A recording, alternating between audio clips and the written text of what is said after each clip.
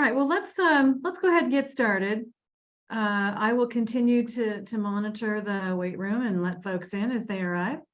Thank you all for joining us, and I'm not going to say anything else, but I'm going to turn it over to our amazing host and alumni board director, Bill Zish. Bill, take it away. Thanks, Ruth. Don't know if I can stand up to that intro, but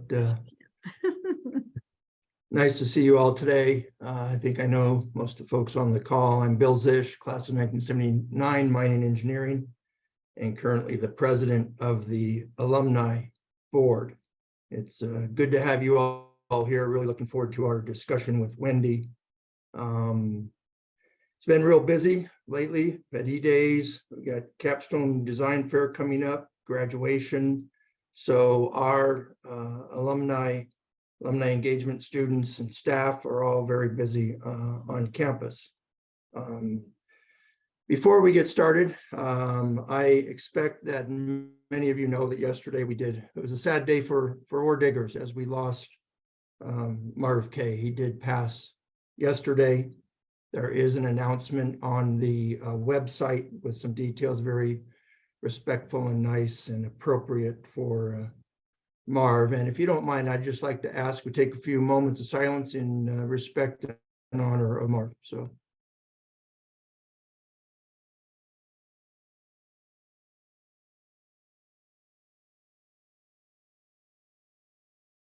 Thank you all. Truly lost a greatest ore digger and a legendary alum. And I'll also add a mining engineer. So our event today, we're really looking forward to having Wendy from the Mines Career Center present to us. I've actually seen her presentation on several occasions, and there's a lot of information, very useful, very well prepared, and very professional, and applies not only to our students, but to alumni. So really looking forward to that. If you've asked any questions on your RSVPs, we have included those. And I anticipate at the end of the discussion or something urgent during the discussion, you can ask a question and Wendy will be able to respond to that. As many of you know, these lunch bunch presentations are recorded. So if you're interested in others in the past, you can go back and take a look at them, and we're always looking for ideas. But today I would just like to welcome Wendy and hand it over to her. I'm going to have to leave early, and so Ruth and John will take care of that. But Wendy, if you would please. Thank you so much, Bill, and thanks to all of you for being here today. I'm just delighted that you're interested in this topic because I think it's exciting and really great news. The more that I'm able to share it, the better, because I love for people to be aware of what our amazing students are doing and what the great results are from a mines education, even today. So I'm going to get started with our presentation, but this is a comfortable space to ask questions. So please feel free to put them in the chat, raise your hand, just unmute and speak up, because I would love to make this as interactive as you want and as meaningful to you, so that you can have some great information to share as well about mines. So right now I'm sharing my screen. If somebody can let me know if it's visible. Yes. Okay, wonderful. So again, I'm Wendy. I'm the director of the Career Center. I've been here now just about 5 years at Mines, and it's been quite a journey and quite an opportunity to work with the incredible faculty, students, and also the alumni. You all make this a great place to be and to be part of. So thank you for that. I feel like I'm having trouble advancing my slides. Let me try something else here. Okay, so just a quick note about working with us as alumni. I know some of you are very involved, and I get to see you at graduations and other opportunities, but we love working with alumni. We love hearing your stories and sharing your stories. We have some great new partnerships with the alumni office with John and Andy and Ruth and Bill, and we have a shared DiggerNet system now. So students are using DiggerNet for their job searches while they're a student. And the alumni office decided to make it available to alumni as well. So I'm so excited that we have one central place for job seekers, whether students or alumni, and also for employers seeking either students as interns or entry level or experienced level. So you have one way to access the Minds community. So we love that. I do want to make sure I talk about at the end opportunities for volunteering. So I'm going to hold off on some of that, but I do want to know, or you to know, that if you're hiring or if you are connected in the community and you hear of a need for either interns or entry level, or as I said, the more experienced, please connect them with us. Me directly is great. I would love to make those connections, get them into our portal and directed in the right way so we can keep building that strong community. All right, so what I'm going to share is some of our outcomes from this most recent year of graduating students. I'll share some trends from the past few years, as well as some current updates.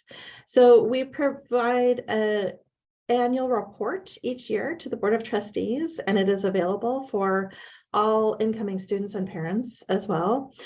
It's on our website, so you can find it easily if you want to delve in more deeply to what I'm about to share. I'm really proud of the work that my team has done to put this together in being able to share the story. So the whole point here is that we want to elevate what the students' stories are, students' accomplishments are.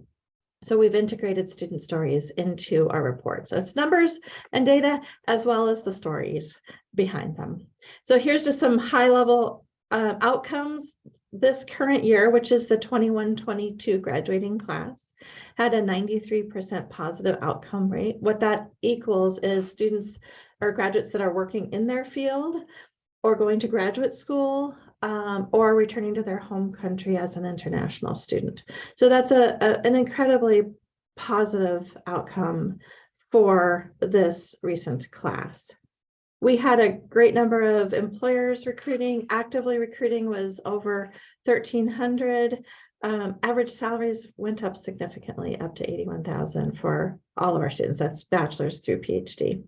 But what I like on this page, it's very shaded, so you might not be able to see the words, but behind the numbers says the Minds effect. So what we're talking about is what is the impact, the effect of a degree from Minds.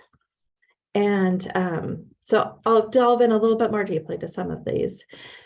These are the outcomes by degree level, broken down for bachelor's, master's, and PhD. And then I showed the last 4 years, so you can see a little bit of the trends, with the 18-19 and the 19-20 being the graduating classes pre-pandemic, and then the 2021 was definitely impacted by the pandemic. And then this most recent year was also, the students had a few less internships because of the impacts of the pandemic, but still over 90% for all degree levels. I'll point out the collection rate means we survey students as they're graduating. So right now, as we move toward our spring commencement, we're doing some really fun events in coordination with John and the alumni office to make sure that we're getting that information so students can share their successes, or they can also share if they're still seeking, because we will absolutely continue to work with them. We work with them for 2 years after graduation intensively. So even if they start something and they decide to be looking for something else, we continue to work with them for 2 years after graduation. So we'll be getting this current year really, really soon. Yeah, Ruth. Just so I understand, when you say graduate outcomes, does that mean placement rates, basically? So looking at this chart,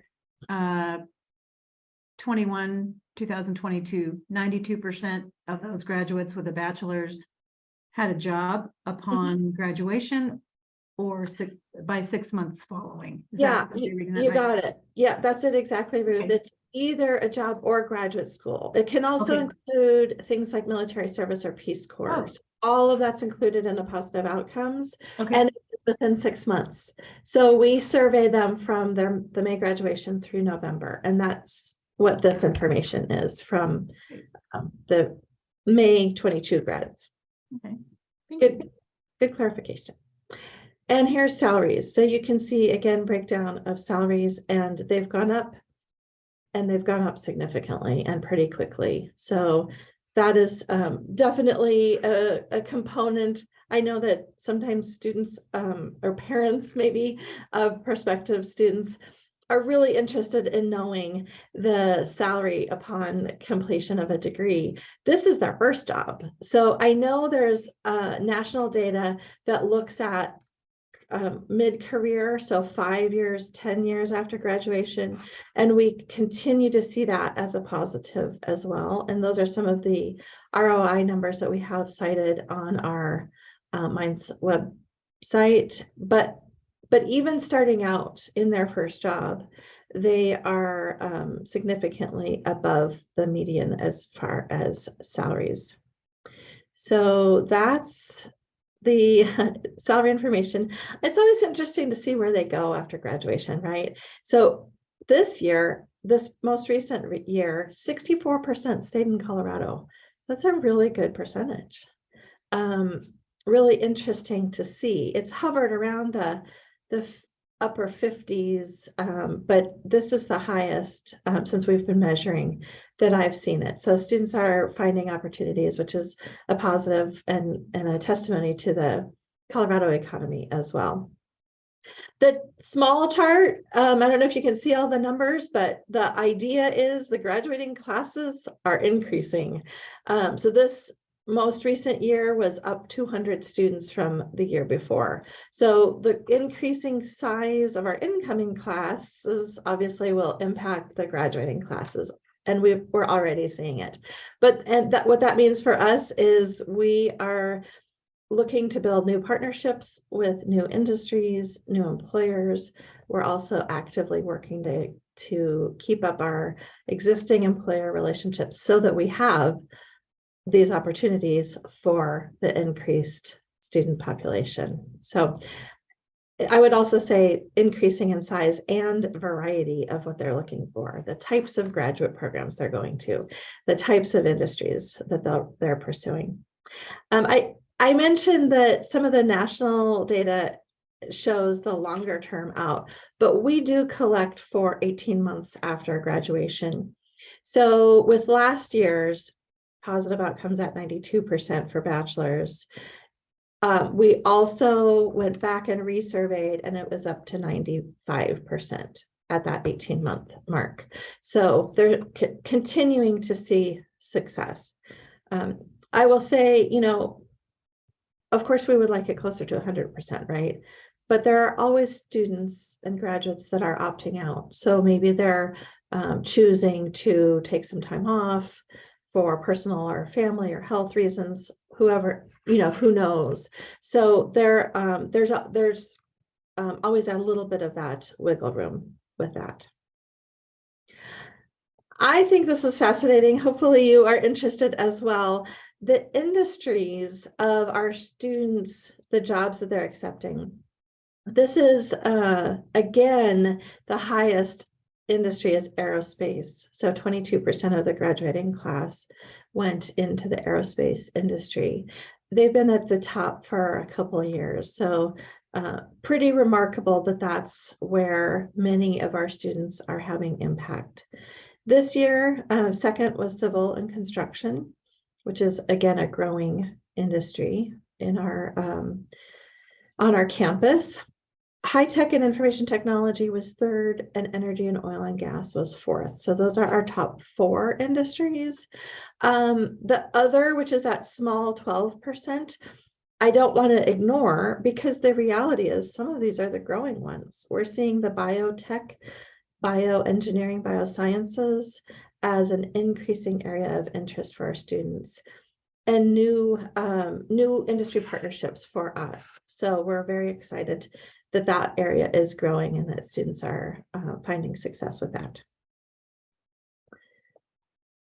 All right, sometimes people want to know, who are the top hiring employers? This is specifically the list for this current year. I do track trends over 5 years, and this is the first year that Saudi Aramco is in the top 10 list at all. So fascinating. They've always been an employer, but not necessarily in the volume. Number 1 is Lockheed Martin, and it's by a lot. I think our records show approximately 60 people accepted jobs at Lockheed Martin last year alone. And I can't remember all the other numbers, but I think that Dish, Raytheon, and Woodward, the 3 at the bottom, were maybe around 10, between 5 and 10. So the Lockheed Martin numbers are definitely significant. But interesting range, right? We've got Northrop Grumman, another aerospace. We have National Renewable Energy Lab, and this is everywhere from bachelor's, master's, PhD level. So they're all finding opportunities at NREL, and of course they're close and a great partner. Epic is a health information system.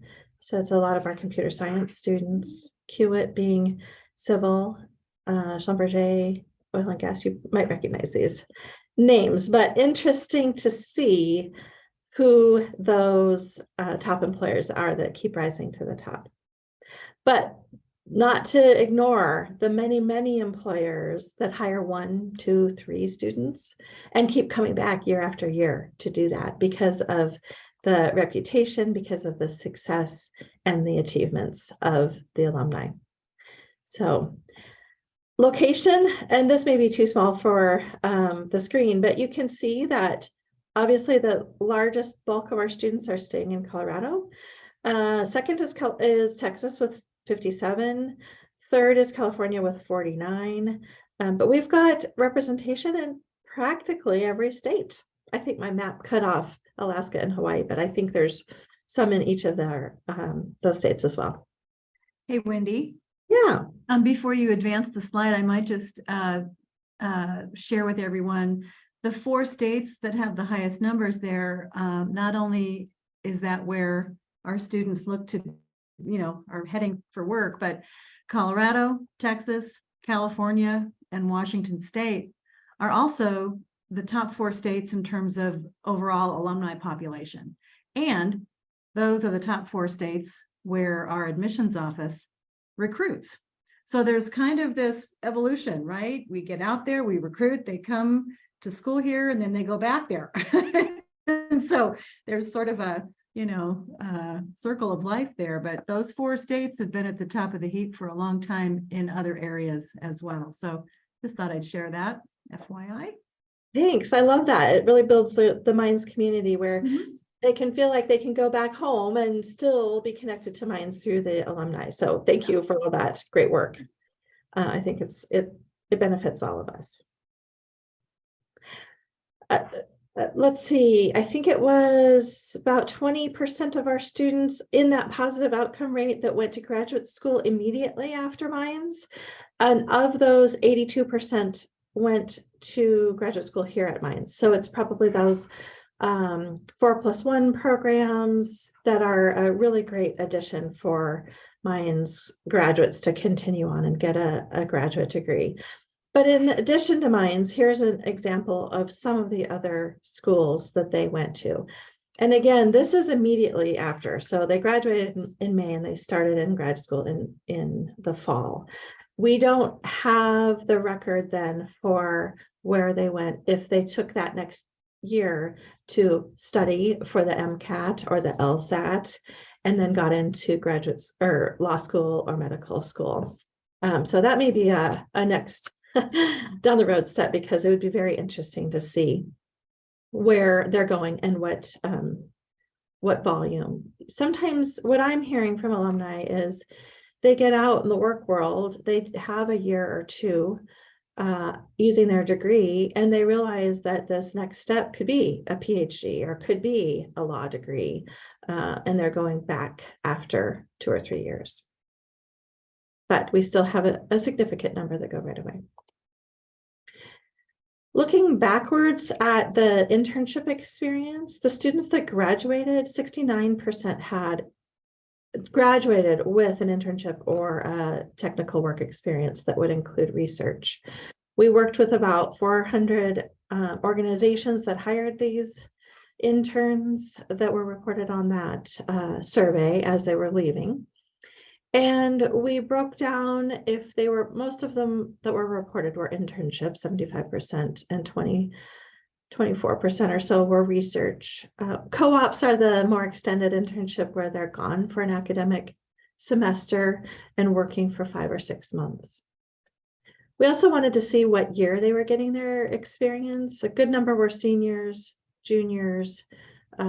A few were first year though, and we don't want to rule out that sometimes starting out as a first year can give them a great opportunity to get some work experience in industry before they continue on with their studies. All right, I want to share a little bit about some of the activities. You probably are very familiar with career days.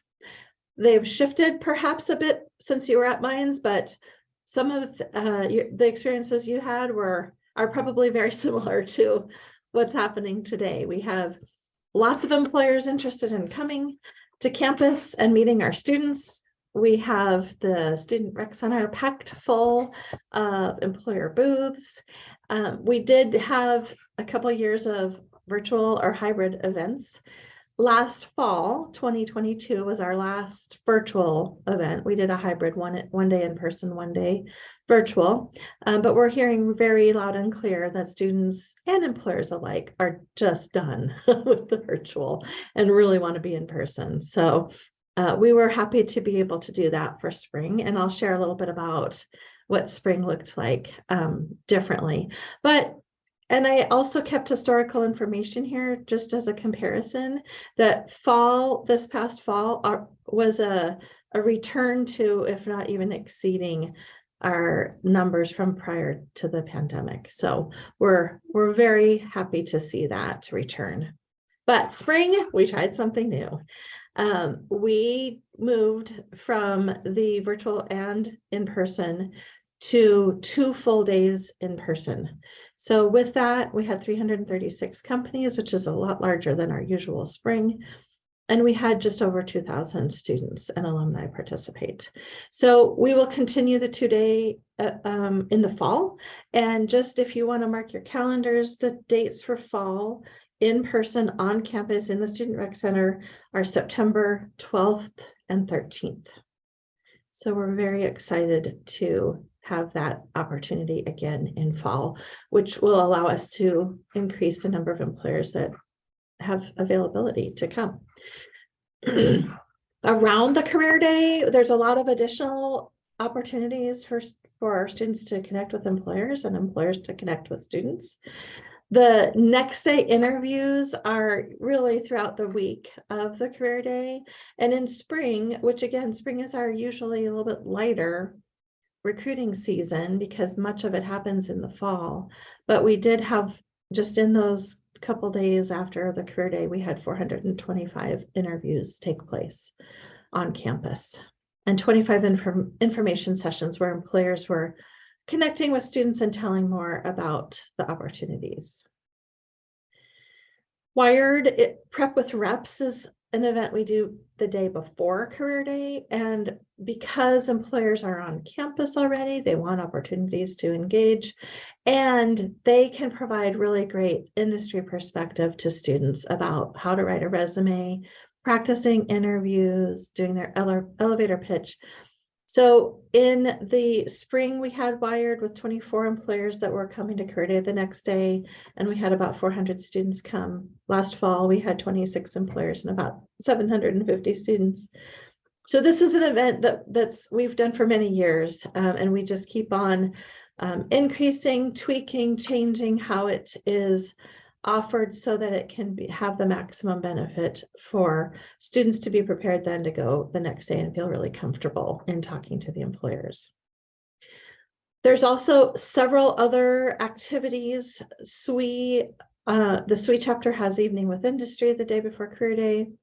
The IEEE student group has Evening with Executives. The Minds Veteran Alliance has a networking event. AICE does some lunch and learns. ASCE does a networking event with employers, the Multicultural Engineering Program. So we're helping to build that bridge, the employers that are coming and participating on campus to have these specific targeted interactions as well. So just some overall numbers for engagement with the recruiting activities. 1,212 employers were active at Minds, either coming to these events, specifically hiring, posting jobs for students on DiggerNet, and all the multiple ways that they're interacting, panels. But of that, 103 employer information sessions, 937 interviews. We have DiggerNet as our central source for jobs and employers. So we had 3,300 jobs and internships posted that students applied to, and over 5,000 students logged in. So they're active. They're not just sitting there. They're using that tool to engage with employers and with our office. Some other ways, we have a lot of workshops. Last year was 53 workshops presented through our office or with in partnership with a student organization or a class, teaching students about resume writing, interviewing, networking, how to communicate with employers, how to present themselves, all the skills that they need to be successful in the job search. We do have a class that we teach. It's a 1-credit elective called Engineering Your Career Path that helps to pull all of the career development components together that they will be needing to be successful as well. And I mentioned an opportunity to be involved is the career panels. We have approximately 8 industry-focused career panels each year. Renewable energy being one of our largest and most popular, bioscience being new and really exciting to be involved with as well. So we rotate through some of the different topics. I have some ideas for next year or this coming year, but always happy to take suggestions as well. You probably are very familiar with Minds at 150. Minds at 150 has been a driving force for the Career Center as well. And we are really focused through Minds at 150 to provide professional development opportunities for students so that they're career ready upon graduation. We've been diversifying our portfolio of recruiters and employers, actively seeking new industries and emerging industries that students are interested in and that align with our programs. We've been excited to work with some of the new programs with our ceramics program coming online this fall, as well as construction engineering. These have been some great opportunities where we're hearing from the employers and we're able to connect them in with these new academic opportunities as well. We've expanded our services with in-person, virtual. We have a really great team of career advisors who are available for students to meet with individually, that also go and present, teach the classes, connect with student groups, and many different formats and methods of engaging with students. And we've really, again, appreciated that connection with the academic departments. So that's a little bit of a taste for what we're doing related to Minds at 150. I am going to pause here, see what questions you have, what thoughts you have, what else would you like to know? And then I also want to talk about the volunteer opportunities. I'm going to stop sharing for a minute.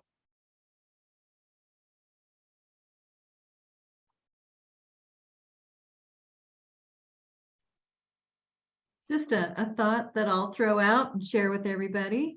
The career fairs that happen twice a year, our alumni staff will usually have a table there so that we can say hello and welcome all of the alumni who are coming back as recruiters. And that is great cause for, Pride Point. We want to pound our chest and go, yeah, they all come, they look great.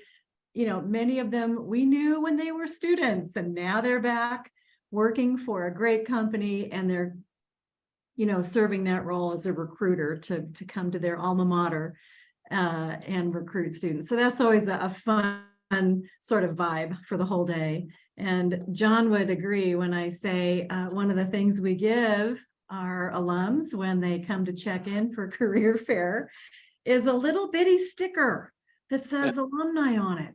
Oh my gosh, everybody comes up, where's my sticker? Do you have the stickers? Can I get a sticker? They want everybody to know, as they should, that they are alums. And I think the students connect with those recruiters probably better, right? Because they've had the same experience and they kind of get each other. So that's a fun day for us to be a part of and hear all the stories and see all the connections taking place.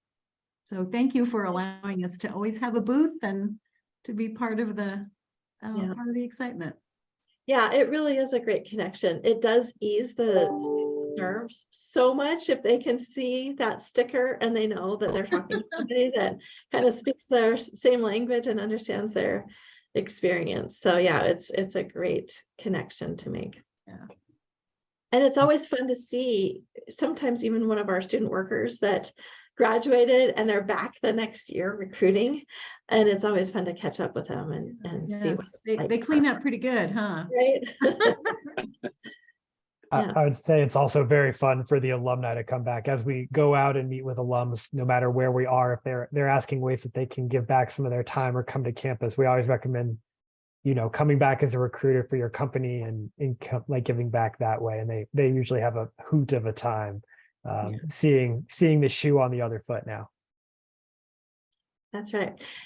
So I'm going to mention some of our opportunities for volunteering and for engagement, just to reiterate a couple things I already mentioned, but also to direct you toward the volunteer platform, which John can maybe give a little more information about. But we have, again, love having the employers coming back to recruit, the alumni coming back to recruit at Career Day.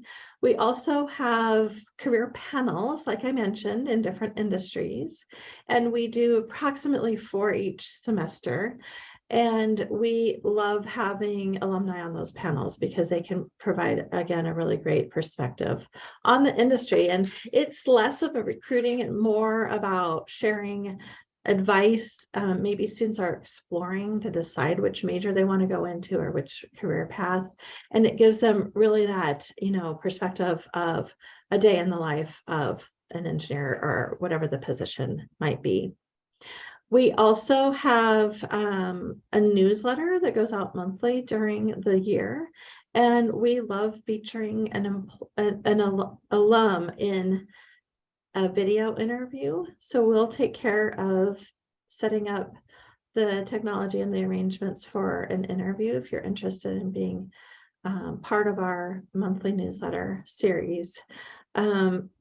Sometimes students need somebody to talk to, like an informational interview, which is different than an interview for a job. It's interviewing for learning about the careers. Sometimes I know that sometimes students will choose a major like mechanical engineering and think, oh, I can do anything with that. But then they're faced with, but what do I want to do? What can I do? What really should I do? So having somebody to talk to that's been in their shoes or that's in an industry they might be exploring can be really helpful. So I believe all 3 of those opportunities are already on the alumni platform. And so you can go to the link that John put in the chat and sign up there, and someone from my office will be in touch with you to make those connections. So we really appreciate that as a way to stay connected and contribute to students. Yeah. What other questions?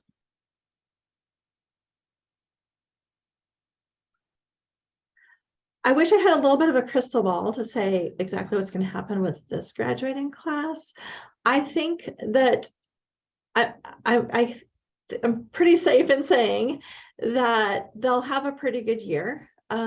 There's always, some areas that are stronger than others. And we're seeing a huge amount of activity around civil and construction and anything associated, consulting, all of that. So my sense is that those students are going to have multiple opportunities and job offers, as we've seen that huge influx of employers looking for our students.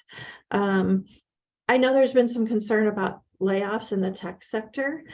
In our computer science panel earlier this semester, the wonderful panelists said, yes, and maybe some of the companies you're hearing about in the news, the very recognizable names, there may be some layoffs, but in the smaller or lesser public or lesser known companies, there's still a great need for the technical skills that our computer science students are coming in with. So that'll be an interesting one to see where we land. There's always that little bit of flex in the market and some unknowns as well. But I would say signs, considering our spring career day and the activity sense, are pretty positive that this graduating class will also be doing very good.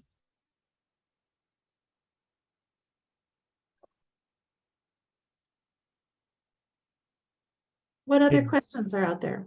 Hey, Wendy, I have a question, and this is probably a little self-serving, but I know that the career fairs have just been growing with more and more recruiters and companies coming, and we're already like kind of pushing the max that we've ever had before. Are you all thinking, as you're planning for next fall, for this coming fall and spring, that we're just going to keep growing and adding more, or what is kind of the thinking for planning for future career fairs?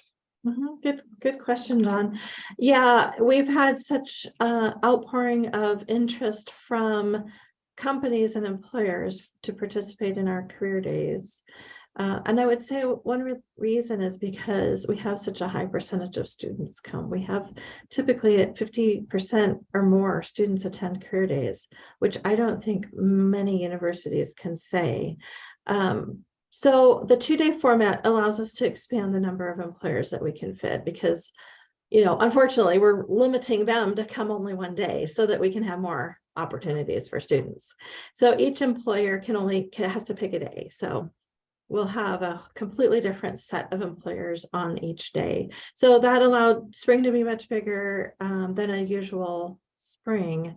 And then fall will be a little pretty much similar, but we've got some plans in place that will allow us to add a few more as well. So yeah, as long as we are, have the interest on both sides, it needs to be a good match between both students participating and employers wanting to hire.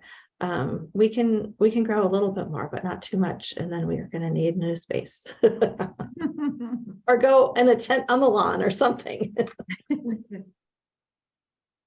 Well, I do like to boast when I'm talking with visitors to campus, be it a parent, a prospective student, or an alum. I do like to boast and say, well, Mines has the largest career fair of anyone in the state. And am I right in saying that? I mean, I guess it depends, largest in what way. Most number of student attendees, most number of employers, both. So Both. If I'm speaking out of turn, let me know, but I think that's right. It is right. And I've checked around because I like to joke that when I first started at Mines and they told me that, I was like, that can't be. Considering the size of the other universities near us, I called around and it's true. Yeah. We have the one large events rather than kind of breaking it up into small targeted events. But it works well for us. It works well for the employers and for the students. So I also like to try to get a sense, you're talking about placement rates, which are just unbelievable, between graduation and 6 months out. That's where we're at. But I'm always curious to know how many students actually got their job at career fair. You know, Right. we know they all eventually get placed somewhere, but how many of those actually got their job or made that first connection with their future employer at career fair? I don't know that you can pinpoint it. There's just so many moving parts, but Right. you know, whether you're a first year student or a senior, it behooves you to make an appearance twice a year, every year that you're here, and go to every one of those career fairs to just, as you say, just to visit with recruiters informationally. What does this job look like? What's a day in the life of this job, of this, you know, this position? Or, you know, I'm studying this. Is this something that's applicable to your company? And how can what things can I do to get hired? You know, there's a lot of benefit in making the rounds, shaking hands, getting the practice. So by the time they're ready to pull the trigger and hey, let's go, they, you know, they know the drill. They know how to navigate. So, Yeah. Thanks for saying that, Ruth, because I think that we underestimate maybe the importance or the value of first year students going. And there's usually a little bit different group of employers that are there in fall versus spring. But I've heard from some of our amazing employers saying that they met a first year student. They didn't even intend to hire a freshman, but they were so impressed that they hired them for their internship. And so the first year students should go for the practice. Even I tell them, even if they walk in the door and walk out, at least they see what it looks like. But not to forget that there can be some opportunities that they can build too. And also, even if they get a no, which does happen, certainly, the recruiter might be so impressed with them coming back the next year and being persistent in returning that they'll take a second look at them the next time. Yeah, absolutely. Yeah, I have a question about extracurricular activities, and do recruiters, you know, the Mines students, they all have numbers, right? But what about the extracurricular activities? Does that play a role in, you know, in attracting a potential employer? Yes, thank you, Roger. That's a great question. And I do think it's really valuable. I think recruiters are looking for kind of that perfect, well-rounded student, the one that's, you know, in all the clubs and good grades and all of that. But actually, what we're seeing in the research is that sometimes the GPA isn't as important. They already know they're getting a great education at Mines. Yeah. If they're doing the other activities, showing leadership, showing initiative, that can be sometimes just as important. So yeah, I do think that that's got great value. And when we're working with students and helping them with their resume and preparing for how to describe what they do, we try to remind them to, you know, don't forget about those components that are equally important. So. Yeah. That's great. I want to share one more student story if I could. Oh, sorry, just a second here. Let me get on the right screen, but I think you can see my reminders there. You may know Hayden. He's been involved with our board of trustees. He's been perhaps connected with the alumni board. I'm not sure, but I just wanted to point out one of the great student stories is Hayden, who has been actively involved with the Career Center. He's a great advocate, and he gave us a great quote for his internship experience at Northrop Grumman. Now he is graduating, I think, this semester, and he'll be moving into a full-time position at a different industry. But just a great example of making the most of his time at Mines, taking his degree, getting some really great experience as an intern, and then moving into his professional career. So just had to share Hayden's story and the fact that he was willing to share it with us as well. So in our annual report, you'll see 3 or 4 more student stories similar to that. So you can see a little bit about what the students have been doing and what they're going into. We did, just a quick side note, I did a panel with a group of students earlier this week. It was called Intern Launch, and it's helping students that are going to their first internship this summer be prepared. So my student panel were mostly students that work in my office, so I know them pretty well. And they've done 1, 2, or 3 internships. Some of them are graduating, taking their internship experience and directly getting an offer from that internship, or using the experience to go someplace else, maybe figuring out what is most important to them and what they want for their next steps. So they gave great advice, like just outstanding advice to their peers about how to be successful as an intern. Awesome. I think you make a good point with internships that, you know, they often do lead to a full-time position at that company, or at a minimum kind of, you know, bring awareness to, is this what I want to do? But there are also, you might have some examples of students who had an internship and said, you know what, this is not my cup of tea. This is not what I want to do. Okay, what's next? Right. So it kind of goes both ways, I think. That's the whole point of an internship. You're sort of testing the waters. And whether you continue in that industry or not, it's great experience that you can draw upon later. So I like to just throw out the other side of it too. I think it works both ways. And I bet we have some stories there too. Yeah, definitely. One of our graduating students, he actually got the Student Employee of the Year award because of all his amazing work. But he did an internship in a very large company and a small company. And his decision was that he wanted to go to a small company where he can be, you know, one of the very few doing the work and really making an impact on that smaller company. So that was great experience for him to have different experiences and figure that out. And then another student worked, maybe some of you mining engineering majors will appreciate, she's actually an electrical engineering major, but she worked in a mine last summer and she's not doing that again. She's not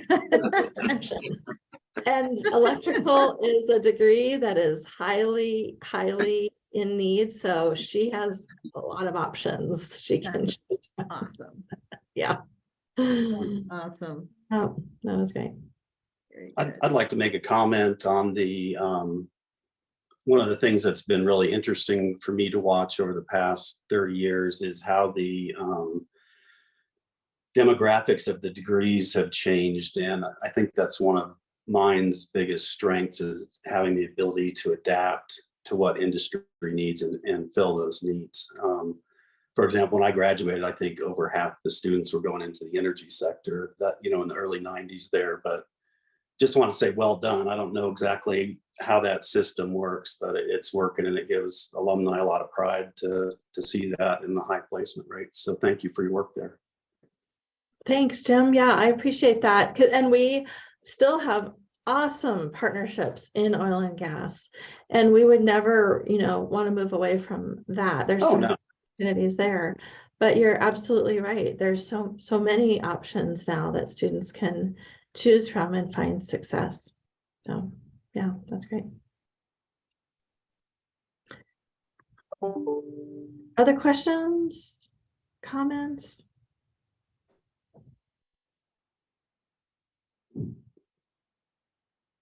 Anybody? Hey. Well, Wendy, 3 cheers. Wow, you guys are killing it over there. And as Jim said, it is a great source of pride to our alumni. Anytime Mines achieves notoriety and success, it increases the value of your degree, right? It just does. All the awards and the placement rates and the amazing impact that alumni are having in their industries and the jobs that these students are landing, it's just wow. And I know John will agree with me, when we are on the road traveling, you know, the Mines network is so strong and so vibrant. Everyone shares that common bond.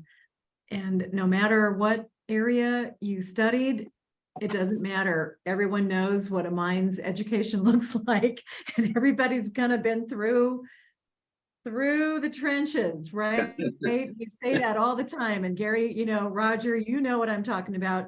We ask alums, so when did you graduate? And they'll say, oh, well, I got out in 92, or I got out. It's, because it's hard. It's hard to get in and it's hard to get out.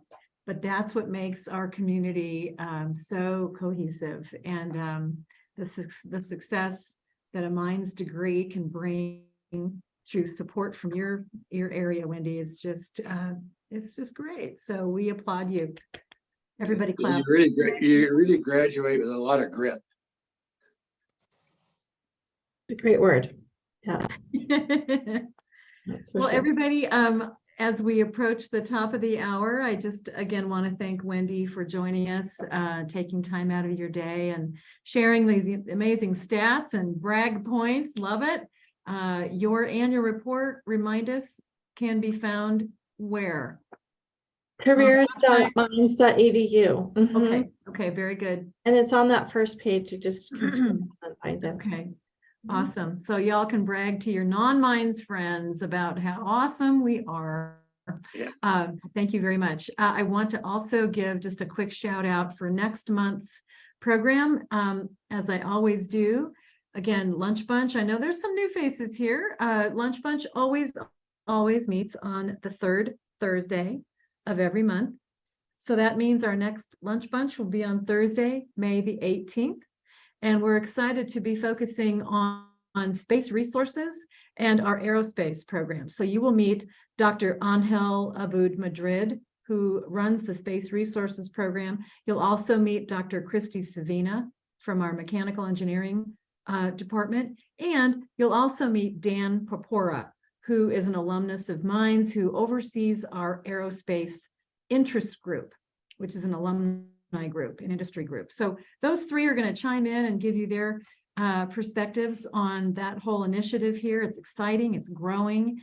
And again, that's on Thursday, May 18th, noon to 1.